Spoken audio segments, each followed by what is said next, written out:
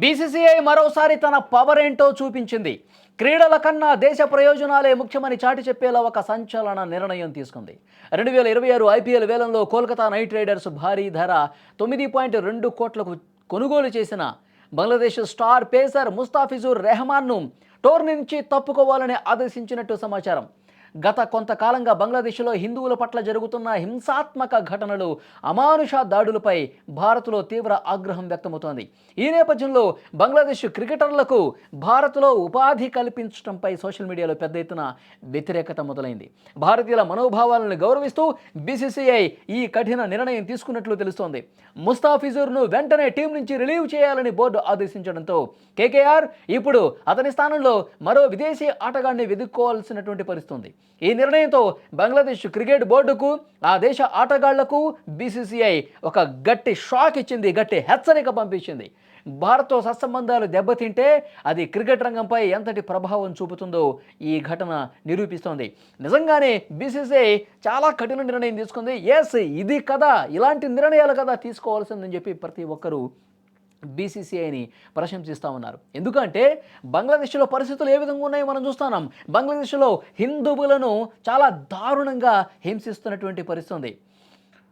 నిజంగా, ఎందుకంటే ఒకటి కాదు, రెండు కాదు, ముగ్గురిని చంపేశారు. నాలుగో వ్యక్తి ఇంకా అత్యంత విషమ పరిస్థితుల్లో ఆసుపత్రుల్లో చికిత్స పొందుతున్నాడండి. బంగ్లాదేశ్లో హిందువుల పరిస్థితి ఇది. దీపుదాసు ఒకతన్ని చంపేశారు. తర్వాత ఇంకొక వ్యక్తి కూడా ఉన్నాడు, మంగళ్, అతన్ని కూడా చంపేశారు దారుణంగా, కేవలం హిందువులన్న ఉద్దేశంతో. ఎందుకంటే భారతీయుల మీద వాళ్ళు కక్ష కట్టుకున్నారు. భారతదేశం మీద తీవ్రమైనటువంటి ఒక కక్ష పెంచుకున్నటువంటి పరిస్థితి ఉంది. ఎందుకంటే అక్కడ హాదీ హత్య జరిగిన తర్వాత దానికి కారణం ఇండియానే అన్నట్టుగా వాళ్ళు పోర్ట్రే చేస్తూ ఉన్నారు.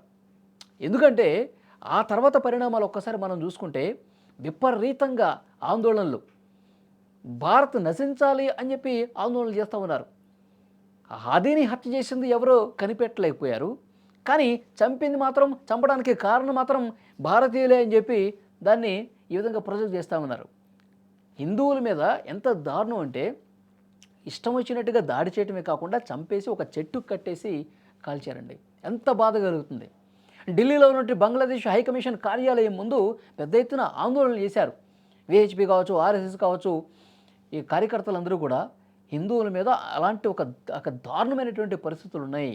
బంగ్లాదేశ్లో మైనార్టీలని కాపాడుకోవాల్సినటువంటి అవసరం ఉంది, ఆ దేశం మీద ఒత్తిడి తీసుకురావాల్సినటువంటి అవసరం ఉందని చెప్పి మనం ఆందోళన చేసి ఆ దేశం మీద ఒత్తిడి పెంచినా సరే అక్కడ ఉన్నటువంటి పాలకులు నిమ్మకు నీరెత్తినట్టు వ్యవహరిస్తూ ఉన్నారు.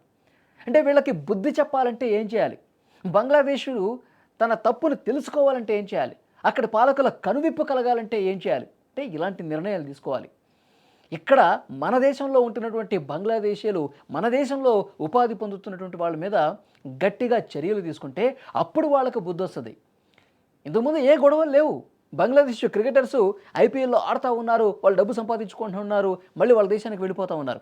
కానీ మన దేశంలో ఉన్నటువంటి వాళ్ళ మీద, మన హిందువుల మీద ఈ విధంగా దాడులు చేస్తుంటే మనం ఎందుకు ఊరుకోవాలి? అందుకే కోల్కతా నైట్ రైడర్స్ కొనుగోలు చేసినటువంటి ఒక బంగ్లాదేశ్ క్రికెటర్ ముస్తాఫిజుర్ని నిర్దాక్షిణ్యంగా ఈ టోర్నీ నుంచి తప్పుకోవాలని చెప్పి ఆదేశాలు ఇచ్చింది.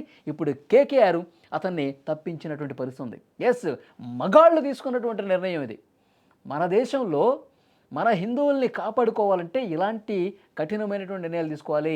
మన దేశం మీద మచ్చ వేస్తున్న వాళ్ళు, మన హిందువుల మీద మచ్చ వేస్తున్న వాళ్ళు, మన హిందువుల్ని దాడులు చేస్తున్న వాళ్ళకి కఠినంగా వాళ్ళకు ఒక మెసేజ్ పంపించాలంటే ఇలాంటి నిర్ణయాలు అవసరమే అని చెప్తున్నారు.